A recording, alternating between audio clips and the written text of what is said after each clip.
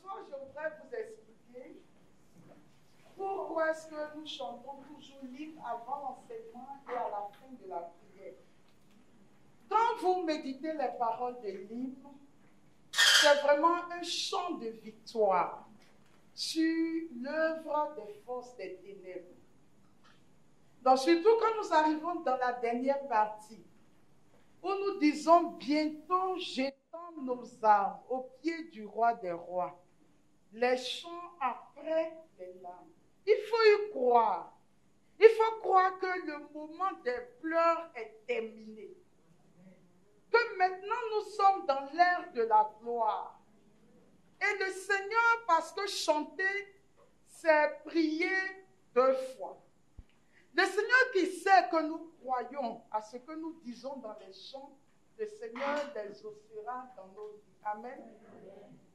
Ce soir, nous allons terminer l'enseignement sur les 12 portes de bénédiction. Et je voudrais, dès à présent, parler de la 4e période de l'année. La période de juillet, août, septembre, c'est la période de l'identification. La dernière période que nous abordons ce soir, qui renferme les mois d'octobre, de novembre et de décembre, est la période de la stabilisation. La période de la stabilisation. Donc dans l'année, nous avons 4 périodes: la naissance, la persévérance, l'identification et la stabilisation. Je voudrais parler du mois d'octobre. Pour ceux qui ont commencé le cheminement avec nous, vous connaissez le principe. Pour ceux qui nous prennent pour la première fois ce soir, dites-vous qu'il y a dans l'année 12 mois qui correspondent aux 12 tribus d'Israël. D'accord? Et nous avons vu que dans le livre de l'Apocalypse, le Seigneur lui-même dit que les 12 tribus d'Israël sont des portes. Dans le livre de l'Apocalypse, les 12 tribus d'Israël sont des portes. Donc nous sommes en train de voir, à partir des bénédictions que Jacob a adressées à chacun de ses 12 fils, quelles sont les bénédictions rattachées à chacun des fils, puisque chaque fils correspond à une porte et chaque porte correspond à un mois de l'année. Donc, nous avons pris les fils de Jacob dans l'ordre de naissance. Et nous avons pris les mois de l'année dans l'ordre d'apparition. Donc, le premier fils de Jacob, Ruben, correspond au mois de janvier, etc. jusqu'à ce qu'on arrive au mois de décembre. Donc, à partir des bénédictions, des prophéties que Jacob a prononcées sur chacun de ses 12 fils, nous sommes en train de décortiquer quelles sont les réalités spirituelles liées à chaque mois. À ce passage de Genèse 49, où Jacob bénit chacun de ses fils, nous avons rattaché les bénédictions du livre de Deutéronome, le chapitre 28, où nous avons également 12 bénédictions. Donc, pour chaque fils d'Israël, nous avons la prophétie qui a été donnée par Jacob à son fils, et nous avons la bénédiction de Deutéronome 28 rattachée à également ce fils-là. Avant de faire cet enseignement, pour ceux qui nous rejoignent pour la première fois, j'ai insisté en disant que ce genre d'enseignement parfois peut friser la magie. C'est-à-dire, on ne cherche pas Dieu, on ne prie pas vraiment, mais on attend de jouir de la bénédiction rattachée au mois. Donc, on veut savoir quelles sont les bénédictions des mois, quels sont les dangers à éviter, et tout ce qui nous intéresse, c'est de prendre les bénédictions des mois sans fondamentalement donner sa vie à Dieu, sans fondamentalement être profondément converti. Nous sommes retournés dans le livre de l'Apocalypse, où Dieu dit qu'à côté des 12 portes qui constituent la Jérusalem céleste, il y a 12 fondements. Et Dieu nous dit dans le livre de l'Apocalypse que les 12 fondements correspondent à quoi? Aux 12 apôtres. Donc, les 12 fondements correspondent aux 12 apôtres. Les 12 portes correspondent aux 12 tribus d'Israël. Mais Jésus lui-même dit dans l'évangile de Saint Matthieu que les apôtres jugeront les 12 tribus d'Israël.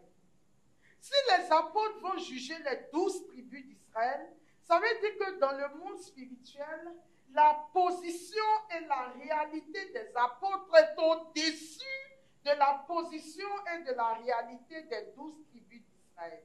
La preuve, dans une maison, les fondements sont plus importants que les portes de la maison. Or, les 12 tribus représentent les portes, pendant que les apôtres constituent les fondements.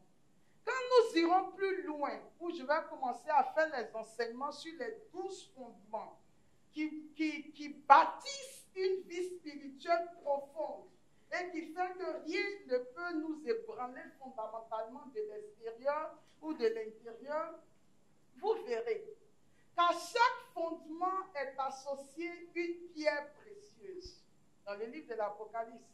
Mais à chaque porte est associée une perle précieuse. Les portes ont des perles précieuses, les fondements ont des pierres précieuses. Mais je n'en suis pas là dans l'enseignement. Pour le moment, je nous montre quelles sont les bénédictions rattachées à chaque mois. Les bénédictions rattachées aux 12 tribus d'Israël. Si vous êtes vrai, enraciné en Dieu, et que vous demandez à Dieu à la veille de chaque mois, de vous donner de rentrer en possession de la bénédiction du mois qui vient, le Seigneur vous accordera cela. C'est une promesse que Dieu fait, c'est une prophétie qui est libérée, qu'à ce mois est rattaché tel type de bénédiction. Si vous connaissez la bénédiction de chaque mois, vous êtes capable de vous préparer spirituellement pour saisir la bénédiction liée au mois. Mais si vous ne le savez pas, et pour chaque mois, je vous dis quels sont les pièges à éviter. Si vous ne le savez pas et que vous tombez dans ces pièges, vous ne serez jamais en possession de cette bénédiction. Et j'ai l'habitude de le dire, le livre du prophète Osée le dit, « Mon peuple périt parce qu'il lui manque la connaissance. » Dieu ne dit pas, vous savez, on peut excuser mon peuple, il ne savait pas, donc essayons de voir. Il dit, c'est dommage. Parce qu'il manque la connaissance à mon peuple, il périt. Et ce qui va fondamentalement me frapper, c'est pourquoi, quand le roi Salomon demande la sagesse à Dieu, Dieu se donne pour mission de révéler à Salomon la connaissance des choses spirituelles et mystiques. Et lui, on a vu ça le mardi dernier. Salomon dit, Dieu m'a révélé ce qui se passe lors des changements des temps, des saisons, ce qui se passe dans les mois. Il m'a parlé de la réalité des solstices, du changement de temps. Salomon dit, quand j'ai demandé la sagesse à Dieu, le Seigneur m'a révélé toutes ces choses. Alors la sagesse que Salomon a, aucun d'entre nous n'a atteint ce niveau de sagesse, n'est-ce pas? Et Salomon a eu la chance d'avoir ces connaissances de Dieu.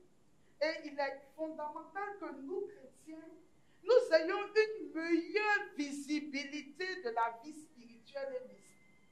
On ne vit pas sur la terre n'importe comment. Il y a une réalité mystique. Avant de commencer, parce que comme on est vers la fin de l'année, j'ai le temps pour faire les 3 mois. Avant de commencer ça, voici une réalité spirituelle que Dieu va me révéler, mais qui déjà dans la Bible existait, et que l'Église, notre mère, connaît, que les forces du mal connaissent, mais que les chrétiens eux-mêmes ont eu l'air de négliger. Regardez tout ce que vos mains touchent, tout sol que vos pieds foulent, tout vêtement ou tout objet que vos corps a touché est marqué de votre esprit. C'est une réalité spirituelle. Tout ce que vous avez touché, là où votre pied est passé, tout vêtement qui a touché votre corps, une partie de votre esprit reste attachée à cet objet. Maintenant, qu'est-ce qui va se passer? Vous décidez par exemple que vous ne voulez plus de cet habit et que vous voulez offrir. Ce qui est très bien, est généreux de votre part. À part le fait que au moment où vous donnez vos habits, il y a une partie de votre esprit qui part avec votre habit. Tous vos objets sont marqués de votre esprit. Celui qui a de bonnes intentions à votre égard, ou quand vous êtes bien, ce que vous prenez de quelqu'un d'autre, si son esprit est bien, alors cette grâce repose sur vous. C'est-à-dire, si je suis rempli du Saint-Esprit, que je vous donne ce mot et que vous portez, vous serez rempli du Saint-Esprit. Parce que mon esprit est attaché à celui. Mais, si quelqu'un est mauvais et qu'il vous donne son habit, l'habit vient avec son esprit et vous prenez l'esprit qu'il a reçu. Mais combien de gens dans la vie se changent les habits, se passent les choses sans tenir compte de cette réalité? Quand on ne connaît pas Dieu, on dit, oh, vous exagérez. Jésus est venu, il est mort sur la croix. Il nous a affranchis de toutes ces choses. Comment expliquer alors que le mouchoir de Paul guérisse les malades? Comment expliquer qu'un mouchoir qui a touché Paul guérisse les malades? Si ce n'est que la puissance que Dieu a déposée en Paul est aussi dans le mouchoir qu'il a touché et que ce mouchoir est capable d'accomplir ce que Paul lui-même a accompli. Comment expliquer qu'Élisée, qui est mort depuis des années, enterré dans son cimetière, des gens s'en vont enterrer leurs morts et ils apprennent que les ennemis arrivent. Dans la peur, ils jettent leurs morts, ils fuient. Le corps du mort roule et va jusqu'à toucher les os d'Élisée. Mais parce qu'Élisée était prophète de Dieu, parce qu'il était rempli de la vie, parce qu'il accomplissait des miracles, parce qu'il était prophète de résurrection, puisqu'il a ressuscité le fils de la Sunamite. Quand le corps du mort touche les os d'Élisée, le mort se réveille. Parce qu'il a été en contact avec des os qui avaient des. Et c'est la raison pour laquelle dans l'Église, on parle des reliques, des saints. Parce que leur vie s'est imprimée dans tout ce qu'ils ont touché. D'accord? Donc, dans la vie spirituelle que nous avons, où nous allons à l'église, nous revenons, etc., on ne vit pas comme si la vie spirituelle se limitait au monde matériel. On ne vit pas de cette façon. Une fois, il y a une de mes filles qui est venue ici rendre témoignage, que ça faisait des années qu'elle ne voyait plus ses menstrues. Elle prie avec des pasteurs, tout ça. Elle dit, pourquoi la bergère ne fait pas les grandes délivrances comme les pasteurs? Elle est fâchée. Un jour, elle est venue ici. Je ne suis pas en train de vous dire de faire ça. Parce que moi-même, maintenant, je ramasse mes mouchoirs pour partir. Comme je transpire beaucoup, je m'essuie, je dépose sans faire attention.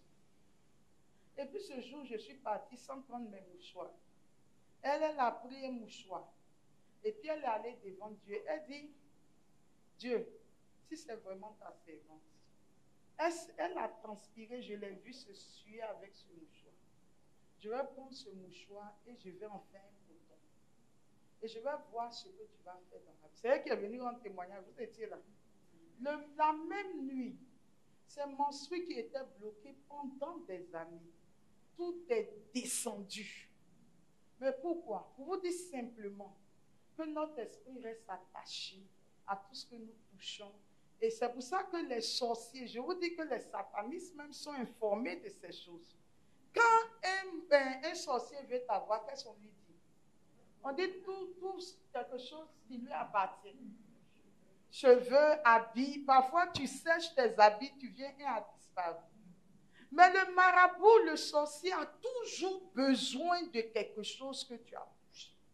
Ou parfois tu es passé quelque part Et on dit de prendre le sable sur lequel tu as marché. Donc, ne vivons pas comme si la vie chrétienne était aussi banale. Où on se lève, on fait ce qu'on veut, comme on veut. Il y a des réalités spirituelles que le monde satanique étudie, mais que Dieu connaît. Et pour ceux qui se font pauvres et humbles, qui se mettent à l'école du Seigneur, quand ils demandent la sagesse à Dieu, Dieu leur communique ce qu'ils ont besoin de savoir dans le monde spirituel. Mais les orgueilleux, les suffisants disent, ça c'est quoi encore? Moi j'ai été baptisé, nos papas ont été baptisés, ils n'ont jamais fait ça. Mon peuple périt parce qu'il lui manque la connaissance.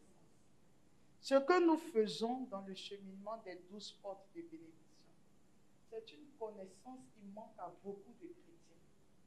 Mais toutes ces choses ont un réveil. Si ça devient de la magie, des choses qu'on cherche pour être bénis, sans que nos cœurs ne s'attachent à Dieu, dites-vous que vous serez jugés par les 12 apôtres. Mais si nous développons dans nos vies individuelles ce qui faisait la grâce des 12 apôtres, qui ont marché avec Jésus et qui sont allés à l'essentiel, alors les portes de bénédiction s'ouvriront facilement dans nos vies et nous pourrons jouir des bénédictions liées à chaque mois.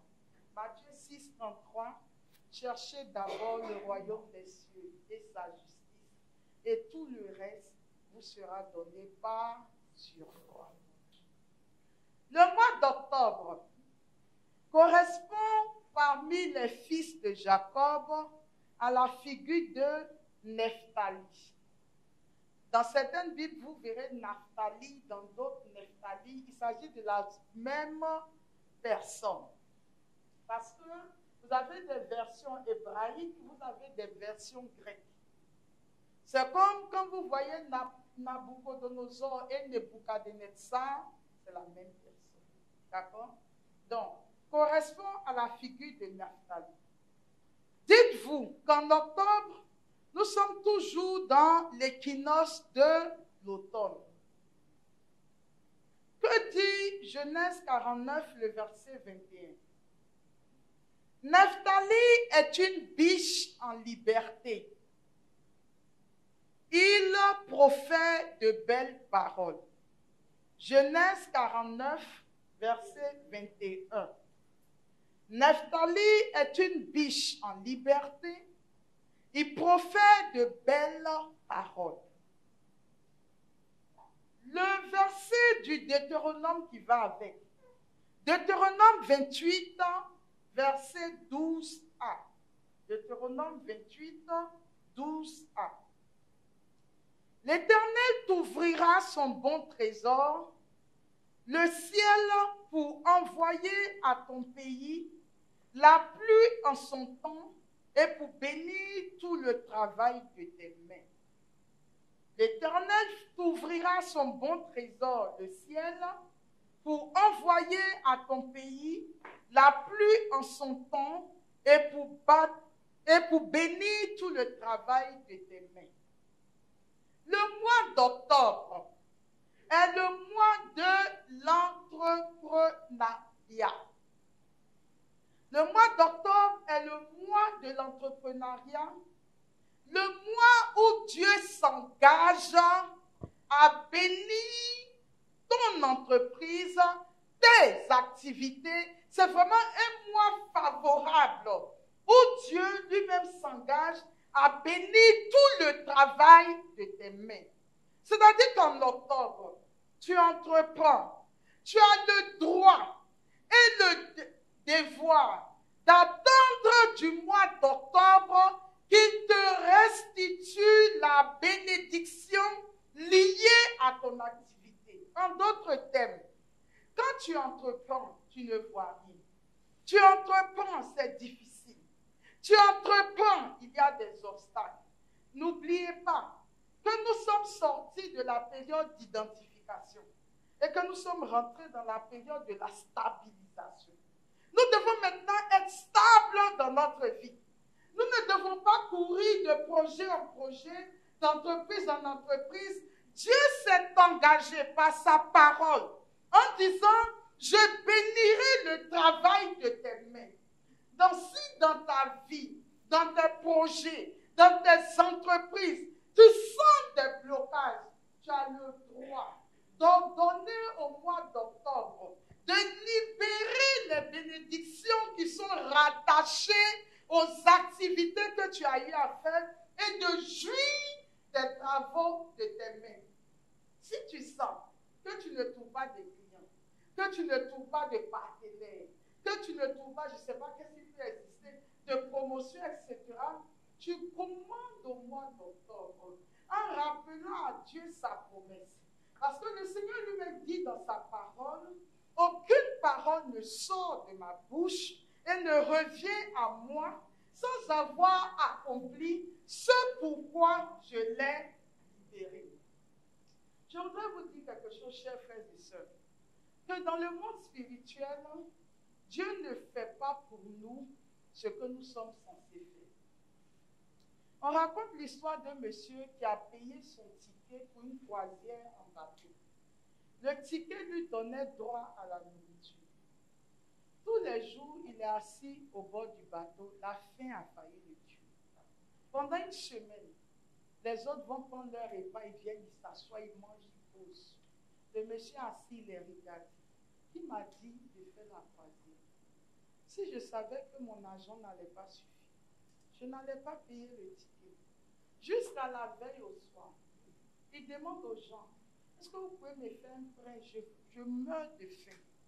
Les gens lui ont demandé, vous avez vraiment payé le ticket pour être sur le bateau? Il dit, j'ai payé. Vous avez payé le ticket? Oui.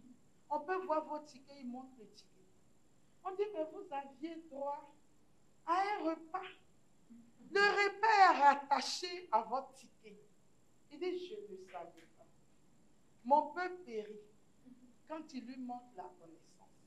C'est maintenant où il va vouloir commander à manger que le bateau a accosté et ils doivent descendre. Il y a des choses que Dieu a déjà faites pour nous.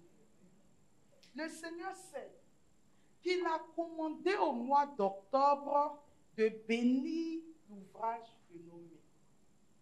Si on ne réclame jamais ces bénédictions, parce qu'on ne sait même pas qu'il y a une bénédiction dans le mois d'octobre qui nous revient de droit.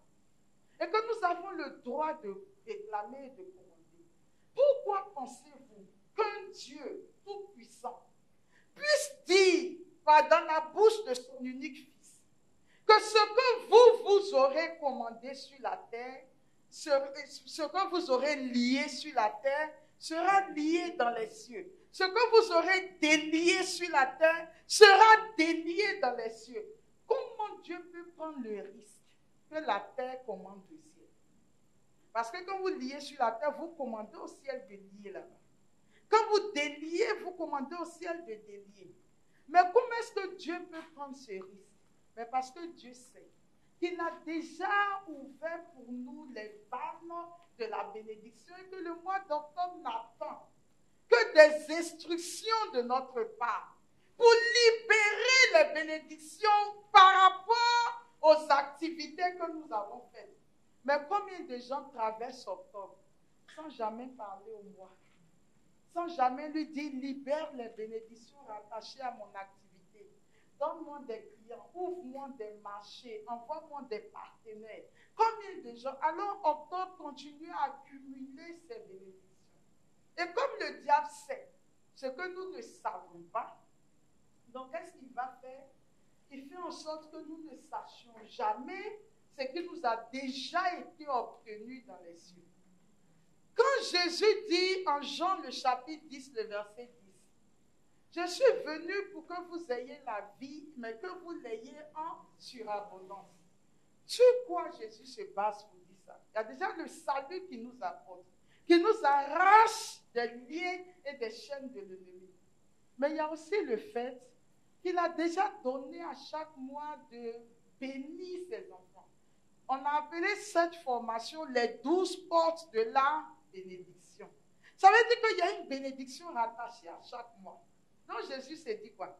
Si je lui donne de vivre une année entière, il a le temps d'être heureux toute l'année. puisque chaque mois lui apportera son lot de bénédictions. Malheureusement pour les chrétiens, ils ne sont pas dans cette réalité spirituelle. Mais les satanistes le savent. Ils l'étudient, ils l'exploitent, ils font des oppressions sur la vie des chrétiens. Et les chrétiens sont découragés. Malgré tout ce que je fais, je n'avance pas. Ils abandonnent la foi et s'arrangent Satan parce que, comme un lion, il rôde, il cherche nos failles et quand ils nous sont fragiles, il frappe pour nous déstabiliser. Quel est le danger lié au mois d'octobre? Regardez Genèse 49, il a dit quoi? Nephtali est une biche en liberté. Il profère de belles paroles. Vous savez, je vais parler d'une catégorie de personnes. Il y a des gens dans la vie qui n'entreprennent jamais. Ils parlent seulement. Ils sont assis chez eux. Ils ne font rien. Mais quand tu leur demandes, mais pourquoi ta vie est comme ça? Non. C'est l'oncle du grand-père de ma maman qui m'a maudit. Ce sont les bénédictions familiales qui font que je ne prospère pas. Tu vois, moi, ma vie, on m'a attaché. Donc, tout ce que je fais ne marche pas. Ce sont des gens, ils sont comme Nephtali. Ils sont en liberté. Ils passent leur temps à proférer des paroles. Mais ils n'entreprennent rien. Ils ne font rien dans leur vie. Mais ils attendent que la bénédiction de Dieu vienne frapper à leur porte et se positionne dans leur vie. Ils sont toujours à la recherche de qui a fait qu'aujourd'hui, ils sont devenus comme ça. Écoutez-moi bien. Je veux parler à quelqu'un ce soir. Le gros danger du mois d'octobre, c'est de se prendre pour une victime. Mais en réalité, il y a beaucoup de paresse dans ce que nous faisons. Beaucoup de paresse. Une fois, l'ancien directeur de l'hôtel Ivoire m'a dit ceci. Il dit, Madame Boni, dis-moi, imaginons que deux femmes vendent au marché. Une femme musulmane et une femme chrétienne. La femme musulmane se lève tôt. Elle vient balayer tout son coin. Elle range ses produits. À 5 h du matin, elle est au marché. Elle positionne sa marchandise.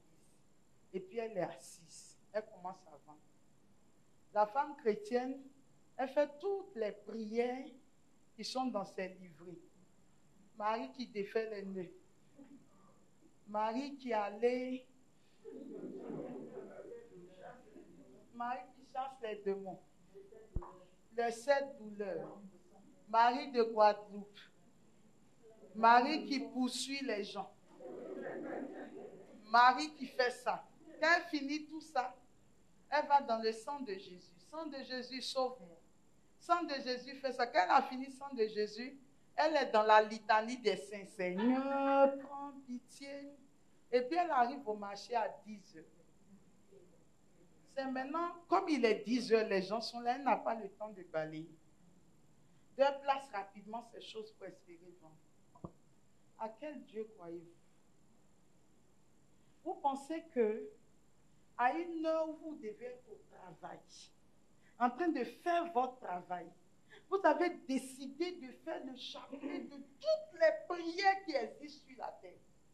Et maintenant, vous venez au marché, vous espérez qu'à 10 h, quand vous êtes arrivé, comme Dieu est un Dieu de miracles, et que de toute façon, c'est lui que vous avez prié jusqu'à 10 h, Dieu va faire en sorte que c'est sur vous maintenant que tout le monde vienne pour acheter votre marchandise. On appelle cela de la magie et de l'idolâtrie. Vous comprenez? Le Seigneur lui-même dit qu'il y a un temps pour chaque chose sous le ciel. Il y a un temps pour dormir. Il y a un temps pour se lever. Il y a un temps pour faire sa prière. Et il y a un temps pour aller travailler.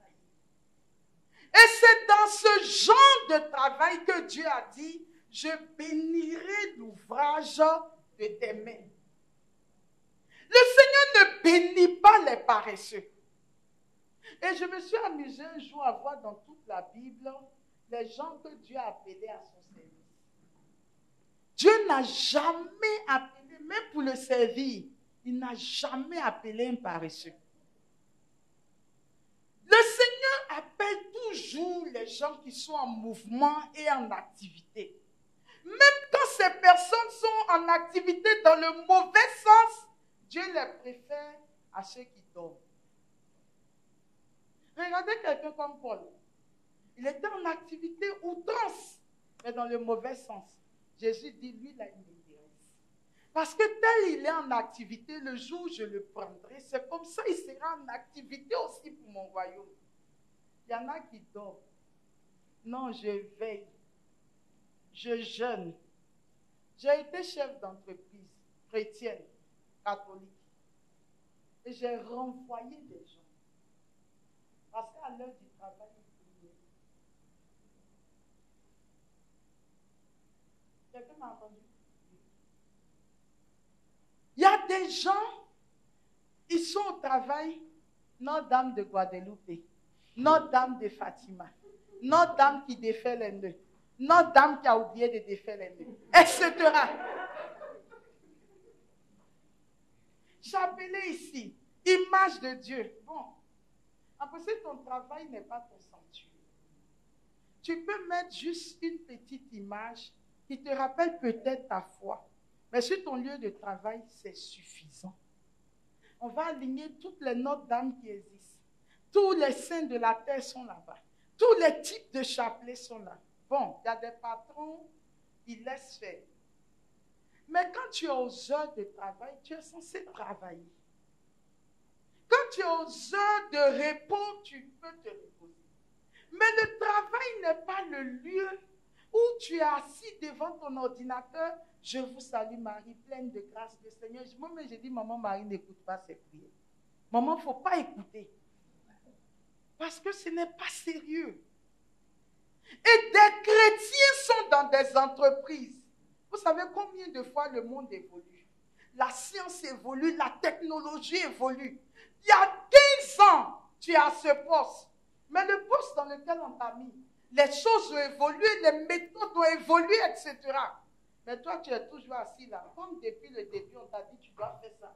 10 ans plus tard, tu es là, tu fais ça.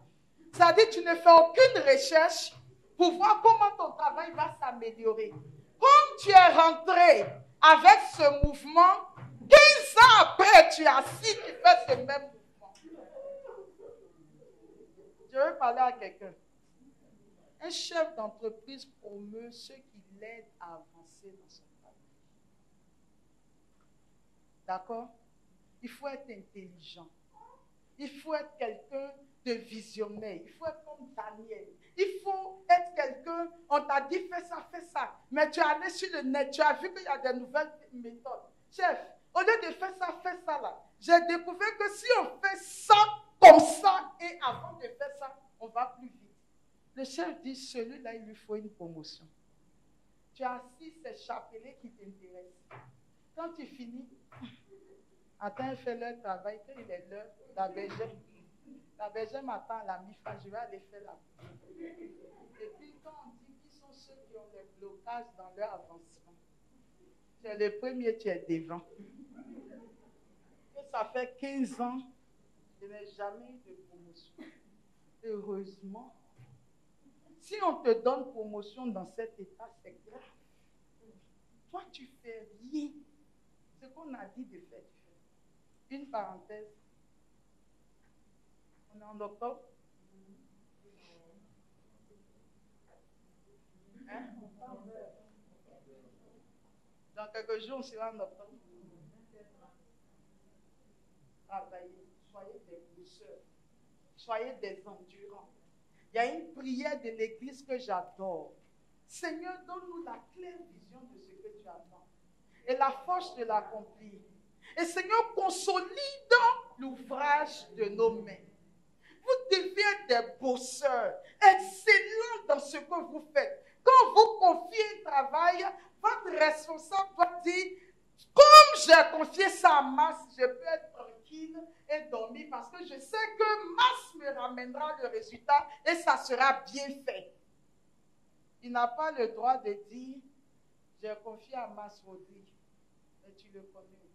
On va le laisser se débrouiller, mais essaie par derrière de me préparer quelque chose comme ça. S'il en voit que ce n'est pas bon, on prendra pour toi. On ne doit pas dire ça d'un chrétien, surtout catholique, parce que nous avons un Dieu excellent. Et quand vous regardez l'organisation et la configuration du temple de Jérusalem, je ne me suis jamais assise pour vous dire comment le temple est organisé et configuré. Mais chaque chose était à sa place. Excellent, dans les détails. Et quand nous faisons ça, c'est là où la prière du Notre Père a tout son sens, que ton nom soit sanctifié.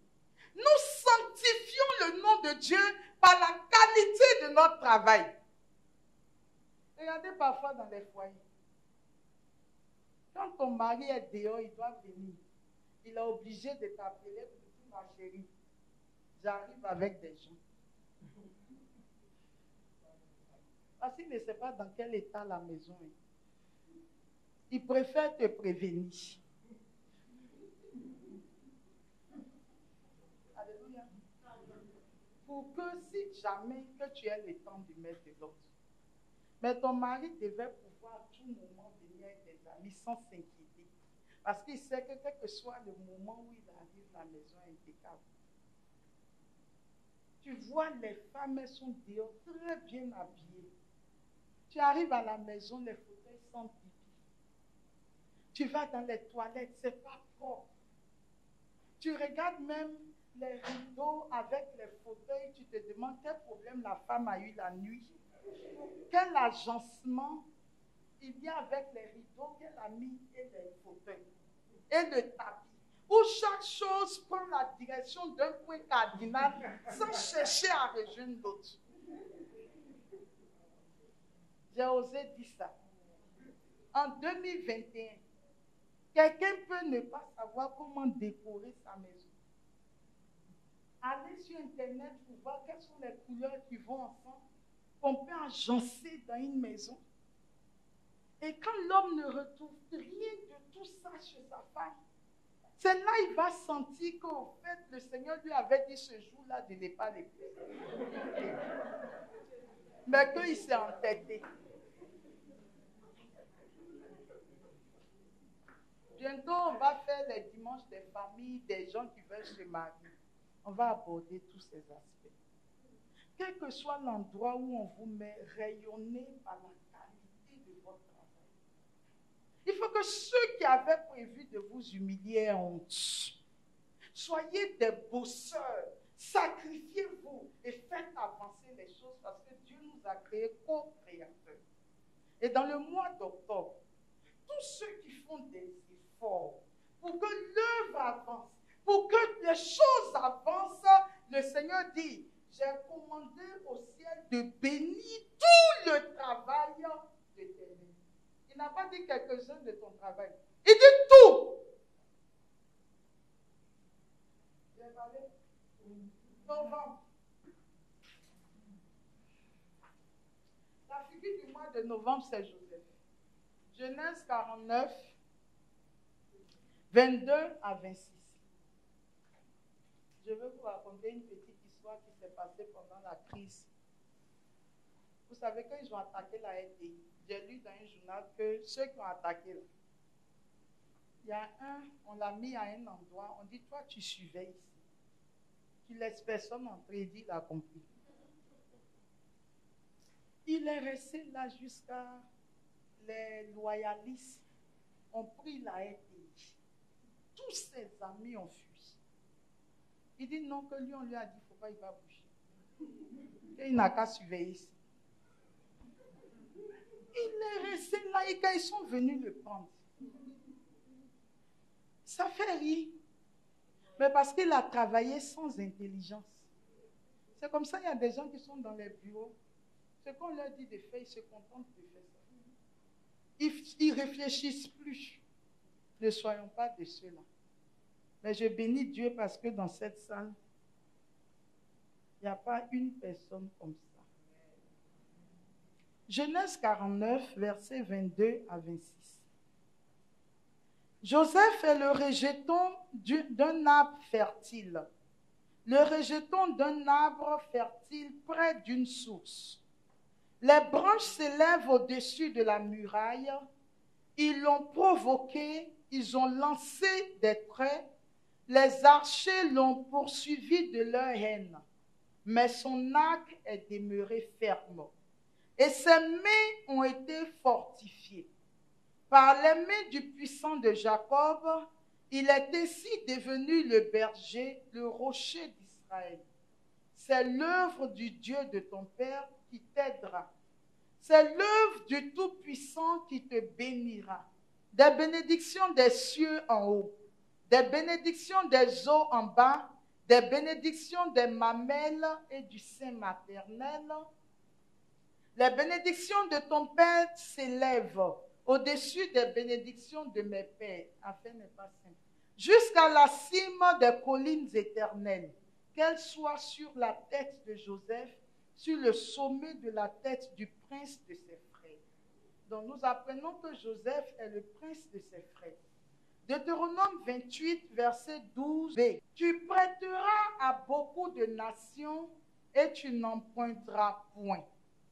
Tu prêteras à beaucoup de nations et tu n'emprunteras point. Est-ce que cette bénédiction s'est réalisée dans la vie de Joseph? Bien sûr. D'accord? Donc, voici la bénédiction liée à la vie de Joseph. On a entendu tout ce que son père a prophétisé sur lui et ce que Dieu a dit, tout s'est réalisé. Qu'est-ce qu'on peut dire du mois de novembre?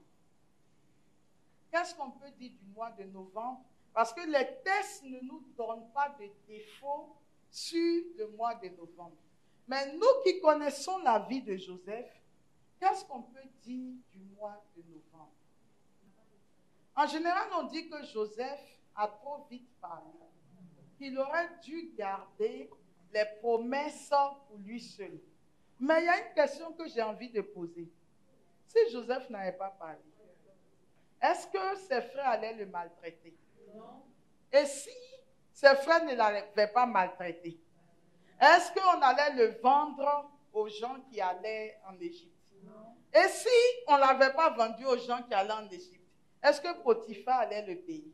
Non. Et si Potiphar ne l'avait pas payé, est-ce que Joseph allait se retrouver en prison? Non. Et si Joseph n'était pas en prison, est-ce qu'il aurait rencontré les échansons de Pharaon? Et s'il n'avait pas rencontré les échansons de Pharaon, est-ce qu'il allait se retrouver devant Pharaon pour devenir vice-pharaon en Égypte? En fait, une prophétie de Dieu est libérée, mais on ne connaît jamais le chemin par lequel la prophétie peut se réaliser. Mais le vrai, comment on va dire, le défaut sur lequel on doit veiller dans le mois de novembre, puisque je ne vous ai pas dit, le mois de novembre, c'est le mois de l'abondance. D'accord? C'est le mois de l'abondance. Alors, le défaut sur lequel on doit veiller dans le mois de novembre, c'est que, quelle que soit la bénédiction que Dieu te fait, ne sois jamais impatient. C'est-à-dire, vous avez vu les chemins que Joseph a empruntés, mais en fait, tout ce chemin a mené à la réalisation de la prophétie. On ne sait pas si Joseph n'avait pas parlé, on ne sait pas si Dieu aurait choisi un autre chemin. Puisque ça ne s'est pas réalisé, on n'est pas capable de savoir si c'est ce chemin-là que Dieu a prévu ou bien s'il y avait un autre chemin que Dieu voulait emprunter. Ça, de notre position, on ne peut pas le savoir. Mais ce qu'on sait, c'est qu'une prophétie a été donnée à à Joseph. Mais la prophétie a rencontré tellement de détours que Joseph aurait pu se décourager en disant, mais Dieu avait dit que ça serait comme ça. Mais pourquoi je me retrouve dans cette position? Donc Dieu est un menteur, Dieu ne réalise pas les promesses, ce que Dieu dit, il ne le fait pas. Et quand on rentre dans cette dynamique, dans ce genre de réflexion, la prophétie s'arrête. Parce que le livre des psaumes dit, si les fondations sont ruinées, que peut le juste? Et vous savez que c'est à cause des murmures du peuple d'Israël qui ne sont pas rentrés dans la terre promise et qui sont morts dans le désert. Donc si Joseph murmurait, il se plaignait, il accusait Dieu en disant, tu m'avais dit ça, mais pourquoi telle chose m'arrive? S'il avait été impatient, Joseph n'aurait pas vu la réalisation de ses promesses. Donc le mois de novembre est là pour te dire que c'est un mois d'abondance, que tu dois rentrer dans ton abondance. Mais qu'est-ce que le diable va venir faire? Il va venir à côté de toi, il te dira, au fait, ça fait combien d'années que Dieu t'a fait cette prophétie? Tu es là, tu attends depuis, est-ce que tu vois la réalisation de cette prophétie? Les années passent. Et quand c'est comme ça, il s'arrange pour que dans la journée, tu vois un de tes amis d'école qui valait rien. Quand vous étiez au lycée, et puis un coup comme ça, tu le vois dans une grosse cylindrée. Ça, c'est un travail qui commence le matin. Tu t'en vas à l'hôpital, tu vois que c'est ta camarade à qui tu expliquais les mathématiques qui est professeur en médecine. En temps, tu es là depuis, tu cherches travail, tu ne trouves pas. Mais Dieu t'a dit que mon enfant, je te positionne dans les lieux élevés. Mais la vie ne te dit pas que tu es en train d'être positionné. Alors en novembre, le diable viendra te dire, regarde, une année est en train de s'achever. Il y a l'année, le mois prochain c'est décembre. Donc toi, tout 2021, Marie que tu cherchais, en janvier, tu n'as pas dit tu vas avoir Marie. Regarde, décembre c'est le mois prochain. C'est là maintenant tu reçois invitation sur invitation, que tel va se marier, que d'autres est en train de se marier. Celle-là te voit au supermarché. Ma chérie, tu es mariée maintenant? Vraiment, il ne faut pas désespérer. Sinon, moi, je viens de me marier. Je vois, est-ce que tu vois la grosse cylindrée qui est là? Mon mari vient de m'offrir ça pour mon cadeau d'anniversaire. C'est-à-dire, c'est comme le serpent bois, qu'il doit t'avaler. Il te prend et puis il te tire. Donc, dans ces périodes-là, tu vois tous ceux qui ont réussi.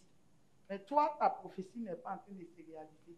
Le découragement commence à entrer dans ton cœur. Tu commences à dire, mais moi. Et c'est là que tu vas te souvenir que la dernière fois, quand tu es allé au village, ton oncle a éternué sur ton bras droit, alors que tu voulais le saluer. Est-ce qu'il n'est pas à l'origine de ça? Ça veut dire que le diable te prépare pour te voler tes bénédictions du mois de novembre. Donc quand tu sais ça, que l'année est en train de finir, mais que tu n'étais pas marié, tu dis, Père, je te bénis. Parce que je sais que cette année est mon année. Et je sais que le miracle va s'accomplir. Parce que tu ne mens pas. Tu n'es pas un Dieu qui ment. C'est-à-dire, en novembre, nous avons besoin d'une dose de foi extraordinaire. Pour croire que même ce chemin tortueux par lequel nous sommes en train de passer est un chemin qui nous conduit à la victoire. Et effectivement, puisque la Bible dit qu'il écrit droit sur des lignes courbes, les lignes sont tellement courbées dans nos vies, mais nous savons que Dieu est en train d'écrire droit, que Dieu poursuit un but et que Dieu est en train de nous envoyer quelque part. Mais le diable joue sur le fait que le mois prochain, c'est la fin de l'année, pour te faire un bilan négatif et on commence à récriminer. Mais je dis, Joseph est passé de la prison sur le trône. D'accord? Il est passé de la prison sur le trône. Laisse les gens rire.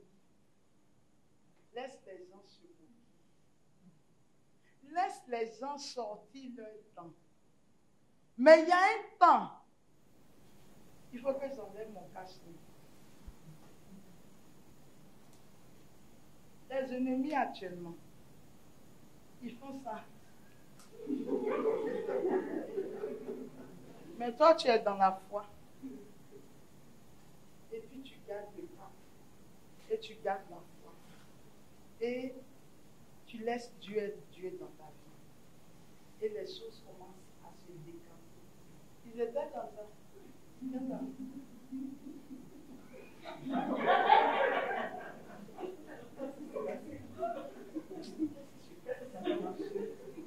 Maintenant, toi, tu étais comme ça.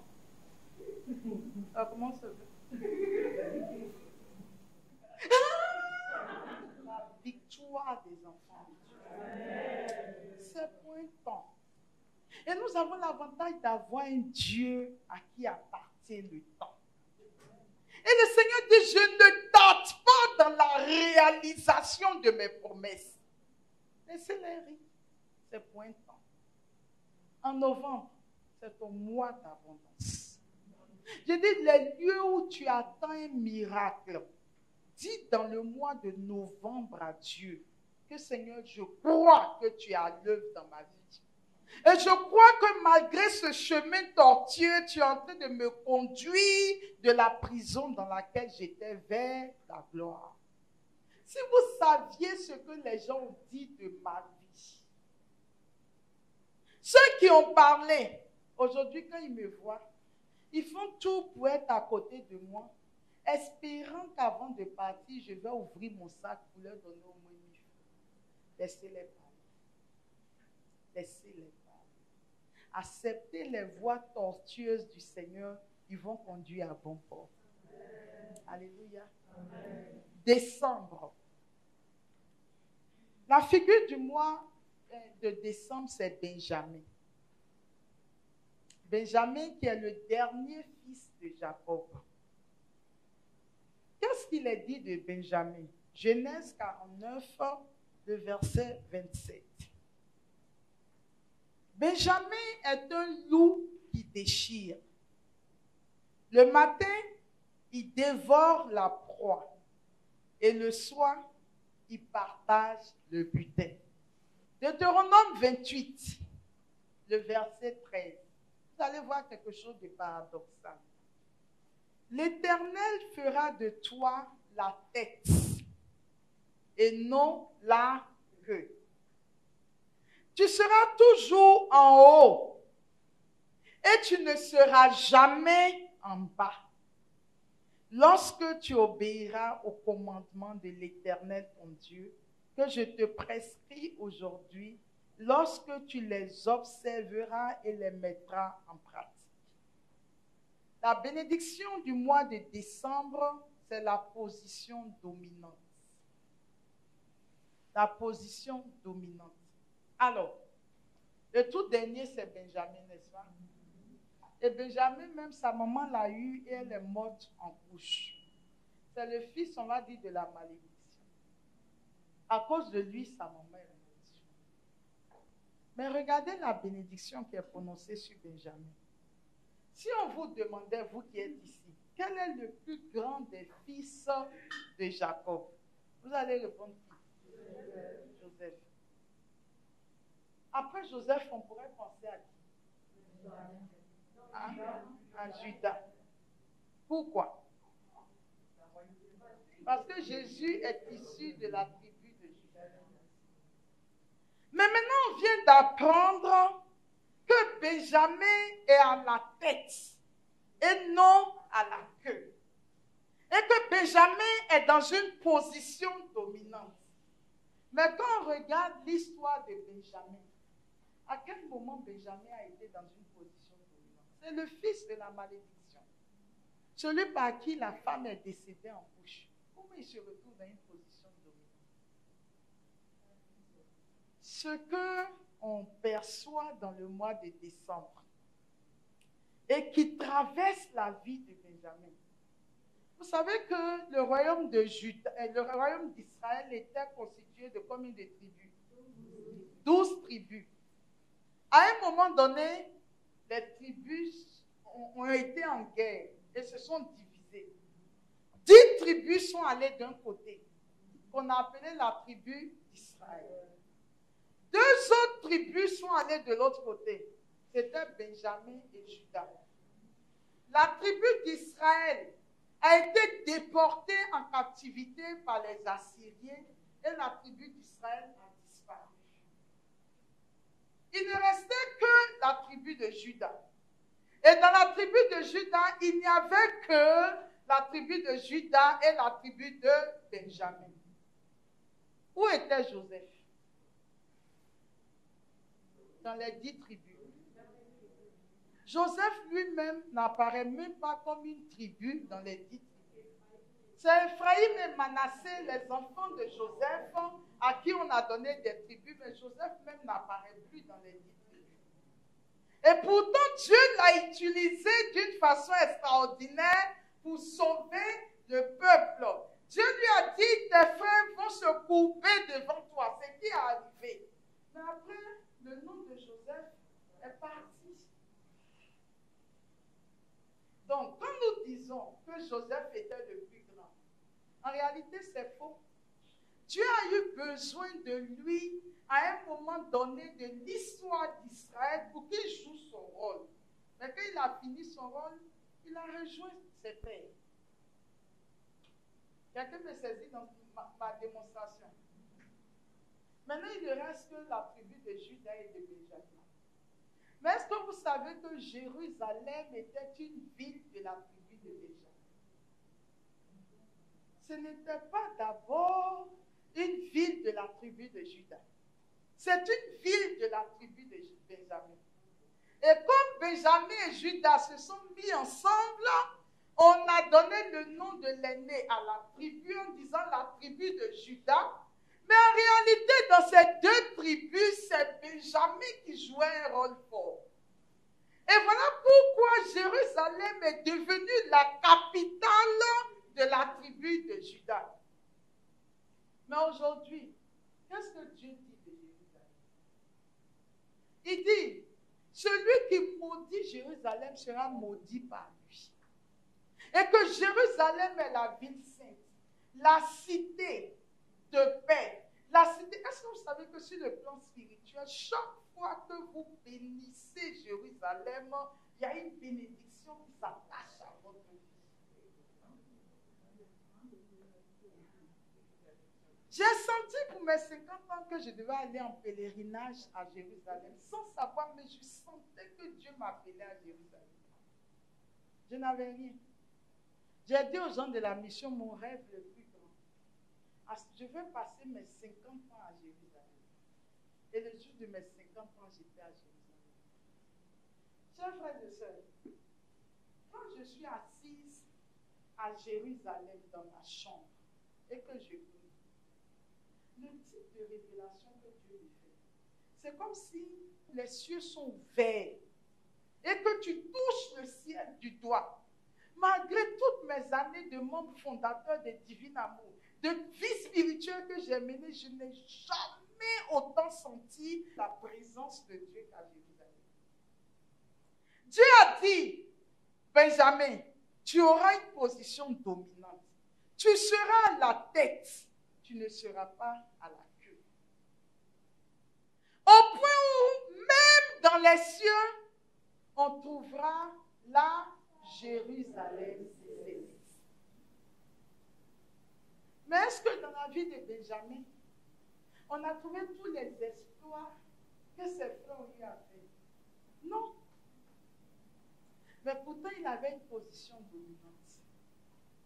La réalité de ces textes, ce ne sont pas ceux qui font beaucoup de bruit. Ce ne sont pas ceux qui sont à l'œuvre qu'on voit à temps et à contre-temps, qui sont sur les scènes. Ce ne sont pas nous les prédicateurs, les responsables de communauté. Dieu peut nous utiliser pour un temps. Parce qu'il a une mission, il a besoin de nous pour faire quelque chose, mais au milieu de l'assemblée et des gens sans voix. Il y a parfois des Benjamins que Dieu a levés. On ne les voit pas. On ne les entend pas. Ils semblent être derniers dans la pensée des gens. Mais en réalité, Dieu les a positionnés à un niveau. Ils ont comment on va dire, ils ont un bagage spirituel. Ceux-là sont amenés à régner effectivement. Leur nom ne s'éteindra pas. Mais ce n'est pas forcément celui qui est devant sur la scène publique qui a forcément la faveur de Dieu et la vie de Dieu. Joseph a joué le rôle qu'il avait à jouer. Mais Benjamin est celui qui est établi à la tête. Alors, quel est le secret de la position de Benjamin? C'est le fait qu'il soit dernier. D'accord? Il est le dernier. Il est le rejeté. Il est le méprisé. Voilà pourquoi Jésus, dans toute sa pastorale, dira que celui parmi vous qui veut être le plus grand soit quoi? Soit le dernier de ses frères. Qu'il soit celui qui sert les autres. Mais regardez nos positions. Je suis devant, je suis la bergère. Si tout de suite on dit de ranger les chaises, et que je veux ranger les chaises, d'autres vont me dire, ben, il faut laisser, on va faire. Je ne suis plus dans la position de celle qui sert. Mais parmi vous, il va en avoir qui, dans le silence, dans l'humilité, dans la pauvreté, vont donner de leur vie pour ranger, pour essuyer, pour mettre de l'ordre. Les autres vont les regarder en les méprisant, en disant ce sont les derniers parmi nous. Comme Benjamin a été méprisé et a été jugé dernier parmi ses frères. Mais en réalité, celui qui est dans cette position, c'est celui qui acquiert un positionnement dans la pensée de Dieu et qui devient le premier. Mais nous autres, là, quand on va passer, laisse-moi prendre ton sac. Tu veux boire de l'eau? Parfois même on est enrhumé, on se mouche. Les gens viennent prendre nos lotus avec truc. Ou bien on méprise les gens. Je te dis, range-moi ça, tu n'as pas fait, je te fous dehors dans le ministère. Et l'autre va venir humblement, pauvrement, il va ramasser, il va balayer, il va se mettre au service, il va descendre son orgueil, il va se dessaisir de sa vie. Je parle à quelqu'un. Alléluia. Et Jésus dit, c'est celui-là qui sera le plus grand dans le royaume. Le mois de décembre, c'est le mois où tout le monde veut s'afficher. On veut montrer qu'on a l'argent. Le 31 arrive. Il faut que je me suis amusée la dernière fois en passant. J'ai dit, il y a des nouveaux magasins ici, je ne suis jamais rentrée dedans. J'ai vu perruque, tu ne vas pas continuer ta route. Je suis allée leur demander perruque là, c'est combien? On dit 375 000. D'abord, même qu'elle a vu mon boubou, elle s'est dit que c'est là, elle sait qu'on a un prix de perruque. Maintenant qu'on a dit le prix, si je vais tout droit à la porte, c'est pas bon.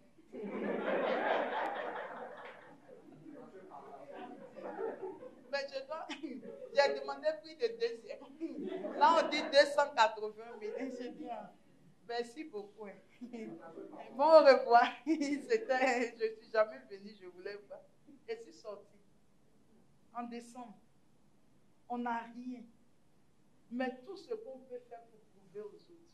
Or, Dieu a établi le mois de décembre comme le dernier mois de l'année, afin que décembre soit le plus petit et qu'il nous introduise dans la nouvelle année. Et voilà pourquoi Jésus va prendre la condition d'un enfant pour venir dans le mois de décembre. Tout Dieu qu'il est. Il va prendre la position en s'incarnant, il va devenir bébé. Et moi, l'un des textes que j'adore dans les évangiles, c'est la naissance du Christ. Quand vous lisez le livre de l'Apocalypse, on vous parle de qui Jésus est.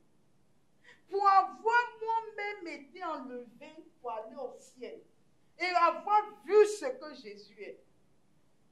Et quand vous voyez la façon dont il s'est incarné dans notre monde, prenant la condition de serviteur, Jésus peut faire, d'abord Dieu n'est pas obligé de faire passer son enfant dans le ventre d'une femme.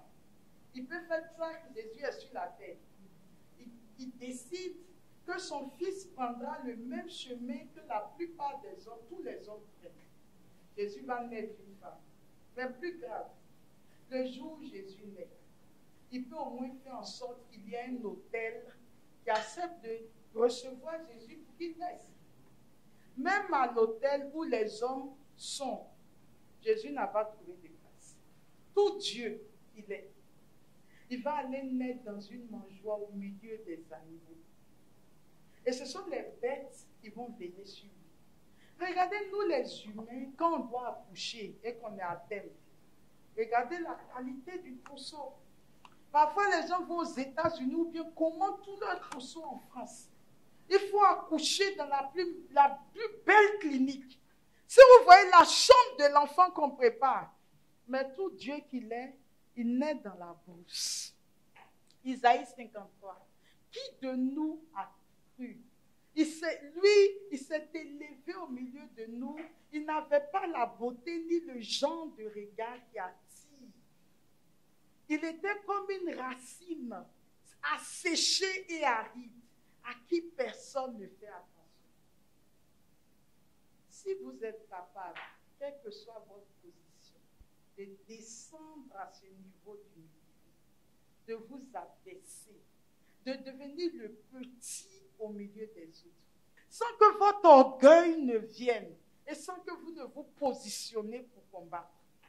Parce qu'en réalité, dans ce royaume, il n'y a que celui qui s'abaisse profondément qui est capable d'être élevé au rang de Dieu. Et l'un des textes que j'adore également, le lavement des pieds. Il n'y a que Jean dans les évangiles qui en parle. Chez les Juifs, ce sont les esclaves qui lavent les pieds des autres. Mais pas n'importe quel esclave, le plus vil des esclaves. C'est lui qui lave les pieds des autres. Et Jésus va s'enlever ses vêtements, attacher et prendre les pieds de ses disciples. Ici, il se positionne comme leur esclave, mais le plus vil de leurs esclaves. Dieu permet que sa créature soit au-dessus de lui et il s'abaisse pour laver les pieds de ses disciples. Et Jésus dit, qui me voit, voit le Père. Donc en réalité, le Dieu que nous servons est un Dieu foncièrement humble et pauvre. Mais nous sommes rentrés dans une spiritualité où nous voulons être grands. Nous voulons que Dieu nous bénisse. Nous voulons être c'est-à-dire qu'on est dans une spiritualité où, je ne dis pas que la bénédiction est une pauvreté, mais quel que soit le chemin par lequel Dieu veut nous faire passer, ça doit être rattaché à un esprit profond d'humilité. Savoir s'abaisser, se faire humble, se faire pauvre. Dans une assemblée, quand j'ai dit quelque chose, ça peut ne pas être pris, mais j'accueille. Je suis allée vers l'autre, j'ai souri, il m'a méprisé, mais j'accueille. Et vous voyez toute la mystique de la vie catholique. C'est pour ça que je dis que ceux qui quittent l'église catholique ne savent pas ce qu'ils perdent. Dans l'église catholique, la première démarche qu'on fait quand on veut évoluer vers la vie mystique, on appelle ça la défiance de soi. Demander la grâce à Dieu de nous aider à découvrir notre pauvreté et notre misère. Et c'est comme ça qu'on évolue, étape par étape. La défiance de soi, c'est le premier niveau. Et j'aime David. Fais-moi connaître Yahvé ma fin, et quelle est la mesure de mes jours, que je sache combien je suis fragile. D'accord? Et je voudrais finir avec ceci. J'ai un lieu de retraite privilégié dans ma vie, c'est la mort. Je vais rarement à des mariages. Même pour moi, toutes les veillées funèbres sont des lieux de retraite spirituelle. Je médite sur la mort. Et la mort m'aide à prendre conscience que nous sommes des êtres fragiles. En communauté, quand un de nos frères meurt, c'est moi qui fais la mise en bien. Et je vois la misère et la finitude de l'homme. Et je me dis, si nous ne sommes pas conscients de notre finitude, que nous pensons que nous sommes arrivés, la mort est toujours là pour nous rappeler que nous sommes en pèlerinage et que nous sommes de passage. Mais vous savez ce que le diable fait? Même à la mort, on s'en va, la mort ne nous dit plus rien. On regarde si on peut trouver un gars à la mort. Qu'est-ce que l'autre a porté? Son noir blanc là est joli et il faut que son haut là, je fasse ça. Un lieu qui est censé être un lieu de méditation pour nous aider à redresser nos voies en sachant qu'un jour, nous allons passer par là. Mon Seigneur les outils est venu nous faire un séminaire sur la vie éternelle. Il dit qu'en Italie, sur des tombes, on voit « J'étais comme vous, vous serez comme moi. J'étais comme toi, tu seras comme moi. » D'accord? Nous tous, un jour, on sera comme eux. Et à ce moment-là, chacun devra rendre compte de la vie qu'il a menée sur terre. Et c'est à ce moment-là que Jésus dit, le mois de décembre est ton mois de positionnement, ton mois de position dominante. Mais cette position dominante, tu ne l'acquiers qu'en t'abaissant. Qu'en t'abaissant et en devenant le serviteur de tes frères. Et en devenant, prenant Jésus comme modèle. Joseph a eu ses souffrances et sa gloire. Judas a eu pour lui. Mais Benjamin est celui qui est à la tête. Lui, le mépriser, le rejeter, le tout dernier, c'est lui qui est à la tête. Et lui, il va dans les cieux avec sa capitale, à Jérusalem céleste. Et je prie qu'au travers de ces 12 portes que nous venons de voir pour l'année, que chacun comprenne bien quelle est la bénédiction rattachée à chaque mois. Mais vous avez vu que par mois, à côté des bénédictions, nous avons révélé qu'est-ce que Dieu attend de chacun d'entre nous. Nous entrons dans nos bénédictions, mais il y a une croissance spirituelle qui accompagne la bénédiction. Demandons la grâce à Dieu de faire de nous des témoins authentiques. Si en décembre nous dominons, que l'humilité, la pauvreté soit notre héritage et soit notre façon d'être. Car comme dit Jésus, heureux les pauvres de cœur, le royaume des cieux est à eux. Et le plus grand parmi nous, c'est l'homme, c'est le pauvre. Ce n'est pas celui qui a plein d'argent. En tout cas, moi, personnellement, je respecte plus les humbles et les pauvres que les milliardaires. Ils ont plus de valeur que ceux qui ont de l'argent, parce que c'est un exercice difficile de s'abaisser. Alléluia. On est ensemble? Alléluia.